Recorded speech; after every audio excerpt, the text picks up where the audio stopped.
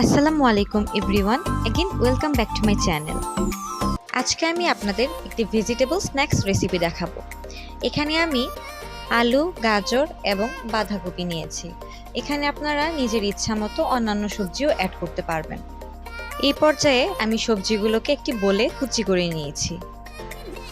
এরপর নিয়েছি পেঁয়াজ কুচি, মরিচ কুচি, চালের গুঁড়া প্রয়োজন মতো, বেসন প্রয়োজন মতো। মশলায় নিয়েছি লবণ, আদা রসুন বাটা, জিরা বাটা, চাটপটি মশলা, হলুদ, মরিচ আর ধনিয়া গুঁড়া। এখানে আমি কুচি করে রাখা সবজিগুলোর মধ্যে সব ইনগ্রিডিয়েন্টসগুলো আস্তে আস্তে করে দিয়ে নিব।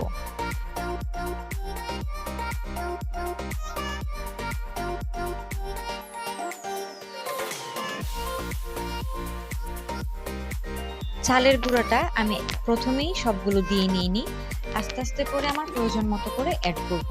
আপনারা প্রথমে দিয়ে নেবেন না, তাহলে আপনারা গ্রেভিটা বুঝতে পারবেন না যে কতটুকু কিভাবে দিতে হবে। এখানে আমি সব উপকরণগুলো ভালোভাবে মাখিয়ে নিয়েছি।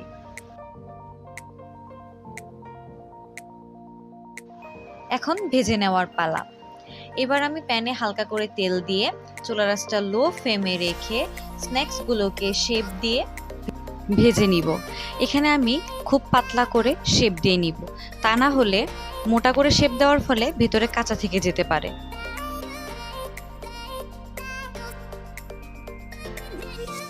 এখন উল্টিয়ে পাল্টিয়ে ভেজে নিলেই হয়ে যাবে আমাদের মজাদার নাস্তা।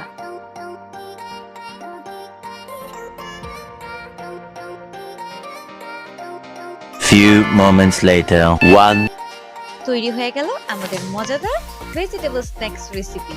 যদি আমার ভিডিওটি আপনাদের ভালো লেগে থাকে তাহলে অবশ্যই একটি লাইক, কমেন্ট এন্ড শেয়ার করবেন।